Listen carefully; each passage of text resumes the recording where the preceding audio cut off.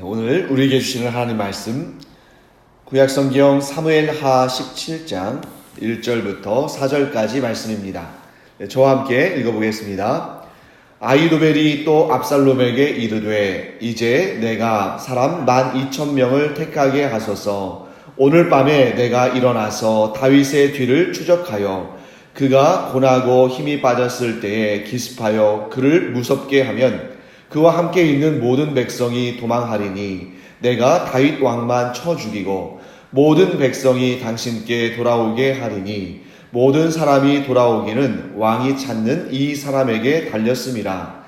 그리하면 모든 백성이 평안하리이다 하니 압살롬과 이스라엘 장로들이 다 그 말을 옳게 여기더라. 아멘.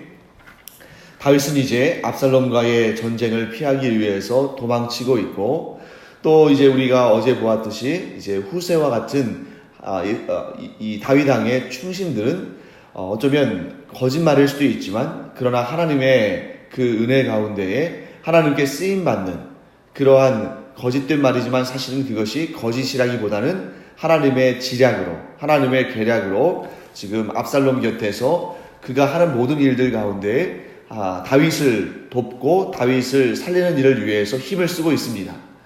그런데 여기에 나오는 아히도벨처럼 정말 악한 존재죠. 한때는 다윗 왕을 위해서 충성을 맹세했을 그 사람이 그 의를 버리고 이제 압살롬에게 가서 압살롬 앞에서 또한 그 계략을 또 세워주는 그런 모습을 보게 됩니다.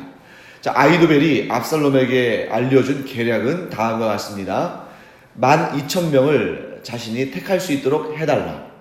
그래서 그 12,000명의 정예 군사겠죠. 그 군사를 대동하고 다윗의 뒤를 추적하겠다. 그러면 다윗이 지금 자기 사람들과 함께 또 시내도 건너고 또 광야길을 건너고 어떨 때는 또 산을 지나고 하면서 지금 고나고 또 힘이 빠질 그때가 올 텐데, 그렇게 고나고 힘이 빠졌을 때에 기습해서 다윗과 그와 함께한 사람들을 치면 그 다윗과 함께 있는 사람들이 이제 두렵고 무서워서 놀라서 도망치겠죠. 다윗 역시 그러한 급작스러운 습격을 당하면 그도 놀라고 무서워하게 될 것입니다.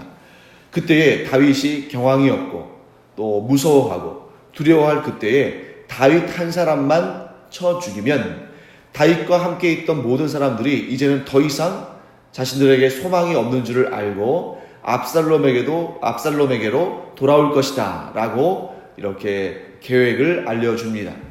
자, 아히도벨의 이 작전은 다윗 진영을 급습해서 다윗만 제거하고 다른 모든 백성들은 다시 압살롬의 백성들이 되게 하자. 그러니까 일명 다윗만 제거하는 작전, 즉 다윗 제거 작전이라고 말할 수 있습니다. 자, 이 작전은 다음과 같은 면에서 아주 이점을 지닌 탁월한 전략이었습니다. 첫째, 이런 계획을 이스라엘의 곳곳에 알릴 필요 없이 아주 몇 명의 소수의 사람들만, 그러니까 다윗 여기 있는 압살롬과 그리고 아히도벨과 또 군사를 모집하는 몇 명의 사람들에게만 이렇게 비밀스럽게 이 작전을 모의하면 되고, 그러니까 이 작전이 바깥으로 새어나갈 위험이 적겠죠. 아주 단순하고 또 아주 치밀한 계획이기 때문에 이 계획이 다윗 진영에게로 알려질 가능성이 적습니다. 그렇다면 다윗이 이 계략 앞에서 자신의 이 어떤 신변의 안전을 위해서 이런 계획을 세울 만한 그런 가능성이 적겠죠. 자, 두 번째로 상대적으로 적은 인력으로 최대의 효과를 낼 수 있는 아주 효율적인 작전이었습니다. 자, 적은 수를 가지고 목적을 하는 가장 좋은 그런 결과를 낼 수 있다면 그거야말로 가장 좋은 계획이겠죠. 아히도벨이 바로 그렇게 상대적으로 적은 인력으로 최대의 효과와 최고의 목적을 달성할 수 있는 그런 계략을 짜낸 것입니다. 자, 세 번째로는 이 계획을 쭉 보시면 아히도벨이 뭐라고 말하냐면, 내가 사람 12,000명을 택해서 오늘 밤에 그들과 함께 다윗의 뒤를 추적해서 다윗이 고나고 힘이 빠졌을 때에 기습해서 순식간에 이 작전을 완료하겠다라고 말하는 것입니다. 그러면 어떻게 되냐면 압살롬이 이 작전의 전면에 등장하지 않게 되는 것입니다. 압살롬 당시는 이 예루살렘의 왕궁에 평안히 있으면서 내가 이 군사를 데리고 가서 다윗만 제거하고 그와 함께 그를 따르는 모든 백성들을 데리고 와서 당신의 백성이 되게 하겠습니다. 이렇게 이제 제안하는 것입니다. 그러면 압살롬이 이 작전의 전면에 등장할 필요가 없다는 것은 두 가지 면에서 이익이 있을 것입니다. 첫째는 압살롬이 행여라도, 왜냐하면 아무리 지금 곤비하고 힘이 빠진 다윗 진영이라 할지라도 이 사람이 전쟁터에 나가서 싸움을 하다 보면은 강한 자도 질 수 있고 또 이긴다 할지라도 부상을 입을 수 있겠죠. 압살롬이 이 작전을 이끌어가고 전면에 등장한다면 그가 신체적으로 또 신변에 위협을 느낄 수도 있을 겁니다. 하지만 이렇게 압살롬이 이 작전의 전면에 등장하지 않으면 안전하겠죠. 또 한 가지는 압살롬이 이 작전을 주도하게 되면 어떤 부담이 있냐면 도덕적, 인륜적으로 굉장히 부담스러운 상황에 처할 수 있습니다. 압살롬 자신이 다윗의 목을 쳐야 할 수 있는 그런 상황이 올 수도 있고, 최소한 다윗이 죽는 그 장면을 압살롬이 지켜보거나 명령을 내려야 되는 그런 상황에 처할 수 있겠죠. 그러면 아무리 사람들의 마음이, 민심이 압살롬에게 많이 치우쳤다 할지라도 자기의 아버지를 죽이거나 혹은 죽이도록 명령하는 그 모습을 보고 압살롬을 옳다 할 사람들은 많지 않을 것입니다. 그렇기 때문에 이 아히도벨의 계략이 굉장히 지혜로운 것은 자기 자신이 앞장서서 소수의 12,000명이 아주 적은 수는 아닙니다만 그래도 이스라엘 전체의 백성들을, 군사들을 대동하는 것보다는 굉장히 적은 수죠. 그래서 소수의 사람들과 함께 기습작전을 통해서 자신이 일을 마무리하겠다. 그래서 압살롬에게는 도덕적으로나 신체적으로나 안보상으로나 해를 미치지 않도록 하겠다 하는 것은 상당히 지혜로운 계략입니다. 자, 그런데 이런 효율적이고 탁월한 계략은 사람들 사이에서 낼 수 있는 최고의 계략이었고, 그만큼 아히도벨이 예전에 압살롬에게 갔다는 그 소식을 다윗이 들었을 때 굉장히 두려워했어요. 그렇게 다윗이 두려워할 만큼 아히도벨은 상당히 지혜로운 인물이고 탁월한 지략가였습니다. 그런데 문제는 바로 여기에 있습니다. 아무리 사람이 지혜롭고 아무리 사람의 계획이 탁월하다 할지라도 자신의 유익을 위해서 의의를 저버리면 하나님께서 기뻐하지 않으신다는 겁니다. 왜냐하면 하나님은 의로우신 분이시기 때문에 하나님의 창조물인 인간이 그런 의로운 마음을 저버리면 하나님께서는 그런 사람들을 기뻐하지 않으시고, 의롭지 못한 자가 아무리 뛰어난 계략을 세운다 할지라도 하나님은 그 계략이 이루어지지 못하게 하시거나 심지어 그 계략이 오히려 지혜로운 것이 화가 되게 하시는 그런 하나님의 손길이 임한다는 것이죠. 하나님께서는 의롭지 못한 계획을 결코 기뻐하지 않으시고, 하나님은 그러한 계획들을 또 이루어지지 못하게 하나님께서 그것을 막으시고, 오히려 그 악한 일들이 악한 자들에게 도리어 화가 되게 만드는 그러한 일을 하시는 분이 바로 하나님이십니다. 그래서 우리가 이 이전에 계속 여러 번 이 내용을 살펴봤죠. 다윗은 하나님의 버림을 받은 사울이라 할지라도 그가 하나님께 기름 부음 받았다는 그런 이유로 말미암아 자기 손으로 사울을 제거할 기회를 몇 번이나 얻었음에도 불구하고 사울을 살려주었습니다. 여러분, 인간적으로나 세상적으로 보면 그런 다윗의 행위는, 다윗의 그 마음은 분명히 절호의 기회를 스스로 날려버린 미련한 것입니다. 지금 누가 죽고 누가 사느냐 하는 그런 절체절명의 상황 속에서 그렇게 정말 수월하게 적을 물리칠 수 있는 그런 기회를 얻었음에도 불구하고 그것을 실행에 옮기지 않는다는 것은 세상적으로 보면 누가 봐도 미련한 일입니다. 그럼에도 불구하고 다윗은 그런 미련한 일을 스스로 자초했습니다. 왜 그랬습니까? 하나님 앞에서 하나님 앞에 세워진 그 의를 지키기 위해서. 하나님께서 이스라엘의 왕으로 세워주신 자를 내 손으로 제거하지 않겠다는 그 일이 세상적으로 보기에는 미련한 일이지만 하나님 앞에서는 의를 지키는 모습으로 보여졌고, 하나님은 그래서 그 모습을 보시고 다윗을 의롭다 하시며 다윗을 이스라엘의 왕으로 세워주신 것입니다. 이처럼 하나님의 생각과 사람의 생각은 같지 않을 때가 많습니다. 그래서 이 아히도벨의 계략은 세상적으로 보면, 인간적으로 보면 누구보다 더 탁월한 작전을 낸 것이지만 하나님께서는 의롭지 못한 자의 탁월한 작전은 사용하지 않으신다 하는 것을 보게 됩니다. 그래서 오늘 이 사건을 통해서 우리가 몇 가지 아주 중요한 깨달음을 얻는데요. 그것을 한번 제가 정리해 보도록 하겠습니다.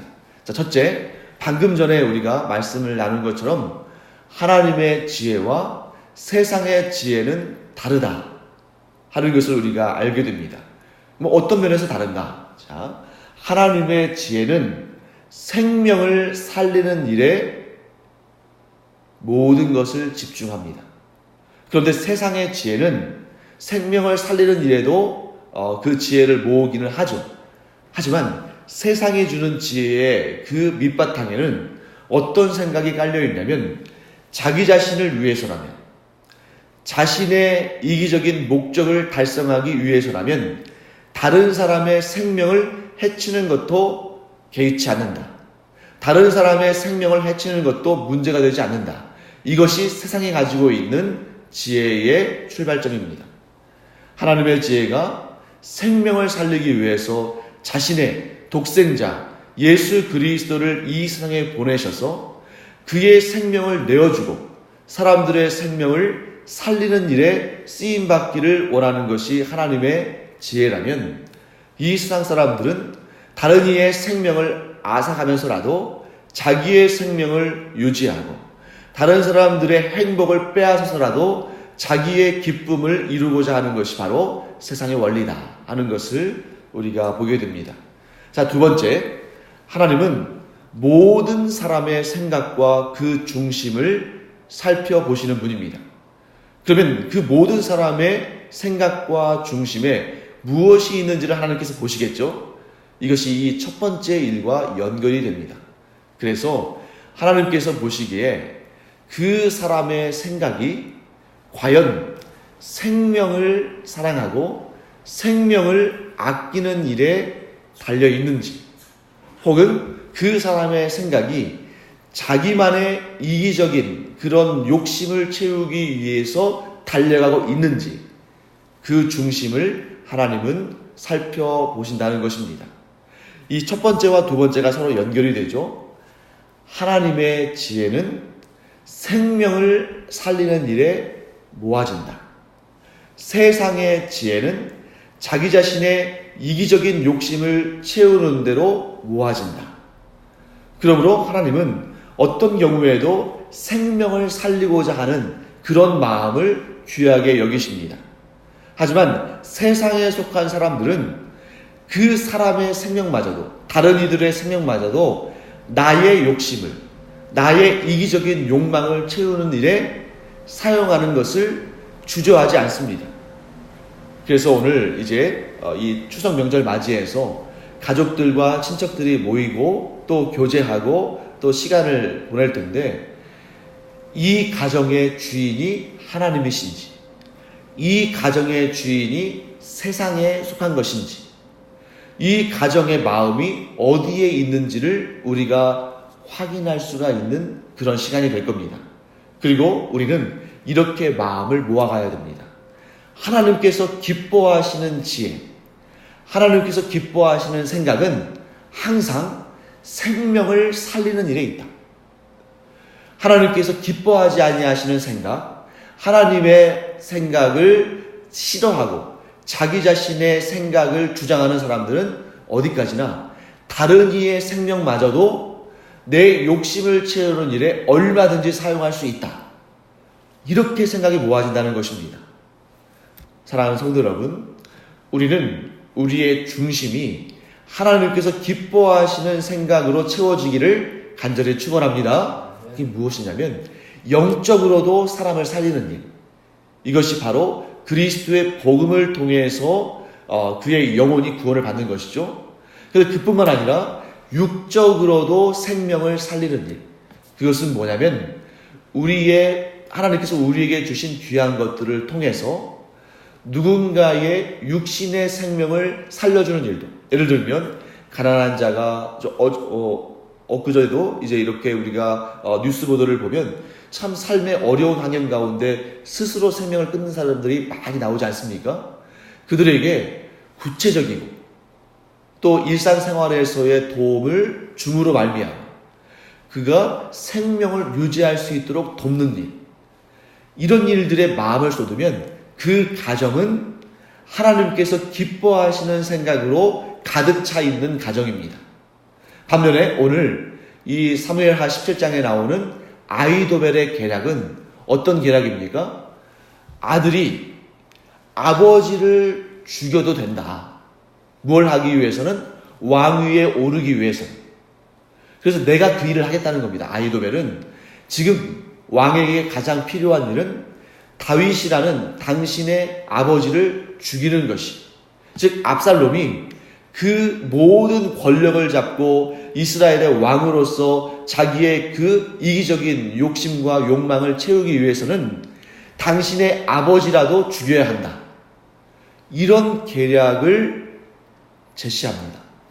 그러면 여러분, 이때 압살롬은 어떻게 해야 할까요?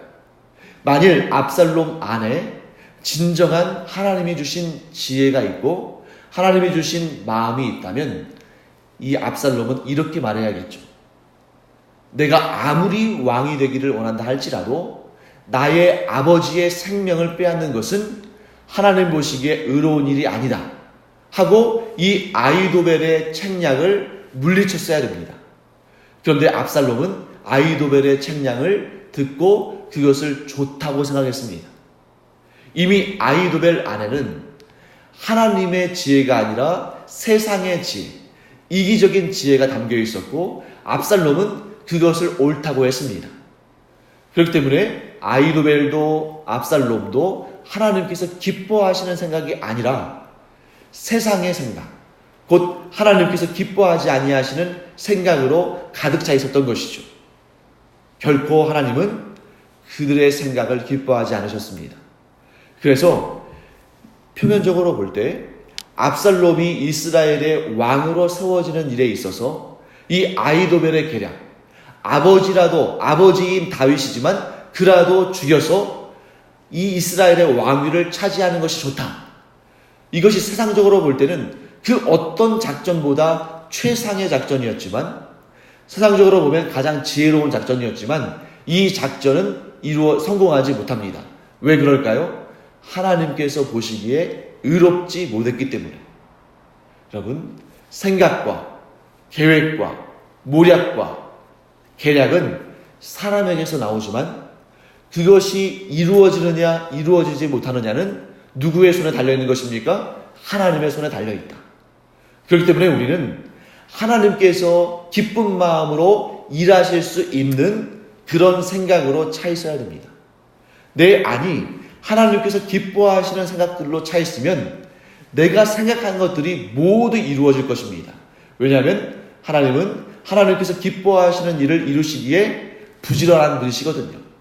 하지만 내 안에 있는 생각이 하나님께서 기뻐하지 않으시는 생각들로 차 있다면 그 일들은 이루어지지 않거나, 아니 오히려 그런 일들이 이루어지면 도리어 위험하게 됩니다. 악한 자의 계략이 이루어지면 도리어 그 계략이 다른 일을 해치고자 하는 계략이었지만 그 칼이 누구에게로? 자기 자신에게로 돌아와서 스스로는 이보다 더 탁월한 계획이 없다, 이보다 더 우수한 생각은 없다 라고 말했을지 모르지만, 그렇게 생각했을지 모르지만 도리어 자신이 지혜롭다고 생각한 그 일이 자신에게 되돌아와서 자신을 향한 칼이 되고 자신을 향한 저주가 되는 것입니다. 이제 말씀을 좀 마무리하겠습니다. 사랑하는 성도 여러분, 우리가 하나님께서 우리를 위해서 일하시게 만들려면 우리는 하나님을 이렇게 저렇게 이래라 저래라 주장할 수 있는 사람이 아니지만 우리가 하나님께서 내가 뜻하는 것을 이루시는 그 일을 행하시도록 하기 위해서는 딱 한 가지밖에 없는 것입니다. 하나님께서 기뻐하시는 생각을 품는 것, 하나님께서 의롭다 하시는 그러한 계획을 세우는 것, 우리가 하나님께서 기뻐하시는 생각과 하나님 보시기에 의로운 계획을 세우면 우리가 아무런 그러한 능력이 없고 우리 주변의 상황이 아무리 좋지 않다 할지라도 하나님께서는 기쁘신 마음으로 그 일을 이루시고 행하실 줄 믿습니다. 그렇기 때문에 하나님은 불가능한 일이 없으신 분이시지만 그렇다고 해서 하나님께서는 모든 사람들이 원하고 뜻하는 것을 다 이루지는 않으셔요. 하나님은 하나님께서 기뻐하시는 뜻, 하나님께서 보시기에 의로우신 일은 풍성한 은혜의 응답으로 이루어 주시지만 악인들의 악한 계략은 하나님께서 이루지 않으시거나 오히려 하나님께서 그 일을 이루어 주시는 것처럼 보일 때에는 그 악인에게 심판의 역사로 이 일들이 이루어진다 하는 것을 우리는 반드시 알아야 됩니다. 그래서 이 추석에 온 가족들과 친척들이 모일 때에 그 가운데 이제 대화가 이루어지고 생각들이 오갈 때에 하나님께서 기뻐하시는 생각, 하나님께서 일하시기를 즐거워하실 그러한 의로운 계획들이 그 안에서 풍성히 오감으로 말미암아 그 가정이 하나님께서 택하신 가정, 또 여러분과 저의 그 가정과 우리의 가족과 친척들이 하나님께서 참으로 의롭다고 칭찬해 주시는 그런 가정, 이런 복된 가정들을 이루어가기를 간절히 축원합니다. 기도하겠습니다. 하나님, 오늘 아이도벨의 악한 책략을 저희들이 살펴보았습니다.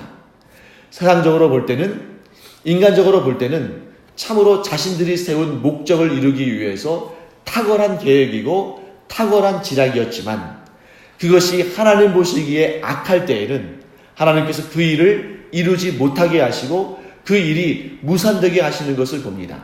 아니, 오히려 악한 자들의 계획이 이루어질 때는 그것이 도리어 그 악한 자들에게 재앙이 되고 화가 되고 심판이 되는 것을 봅니다. 하나님, 저희들이 하나님 앞에서 악인이 되지 아니하고 의인이 되게 하여 주시옵소서. 하나님께서 기뻐하시는 생각, 하나님께서 옳다하고 의롭다 하시는 그런 계획을 세우고 그 일을 추진해 나가는 주님의 복된 자녀들이 되게 하여 주셔서 저희들이 무엇을 계획하든지 간에 하나님께서 기쁘신 마음으로 그것을 이루어 주시는 놀라운 역사를 날마다 경험하게 하여 주시옵소서. 이제 민족의 명절 추석 연휴가 시작됩니다. 하나님, 우리 모든 성도들의 가정마다 하나님께서 은혜를 주셔서 특별히 온 가족들과 친척들이 예수 안에서 하나가 되게 하시고 하나님을 경외하고 하나님을 섬기는 그런 가정들이 되게 하시며 그 후손들 대대로 이와 같은 복으로 충만케 하여 주시옵소서. 또 온 가족과 친척들이 하나님께서 주신 그 크신 은혜와 복들을 서로 나누며 또 간증하며 또 그와 같은 은혜와 복을 앞으로도 풍성히 주실 것을 함께 기도하는 복된 추석 명절, 또 하나님께서 지켜주셔서 안전할 수 있는 그러한 명절 되게 하여 주시옵소서. 감사드리며 예수님의 이름으로 축복하며 기도합니다. 아멘. 이제는 우리 주 예수 그리스도의 은혜와 하나님 아버지의 무한하신 사랑과 성령의 감동, 감화, 위로, 교통하심이 이 시간 하나님께서 기뻐하시는 생각과 하나님께서 의롭다 하시는 계획으로 가득 차서 하나님께서 기쁘시게 일하시는 모습을 바라보게 될 주님의 사랑하시는 자녀들 위에 이제로부터 영원토록 함께 있을지어다. 아멘. 이 시간 기도할 때에 이 추석 이 명절 가운데 우리의 가문 가운데 행하실 하나님의 놀라우신 은혜와 복들을 기대하며 기도하기를 원합니다. 특별히 영적으로는 예수 그리스도를 구주 삼고 육적으로 건강하고 안전하고 또 하는 모든 일들이 주 안에서 형통하고 또 물질적으로도 풍성해서 하나님께 귀하게 쓰임받는 복된 가정들 될 수 있도록 기도할 때에 하나님께서 충만하신 은혜의 응답들로 채워주시기를 축복합니다. 기도하겠습니다.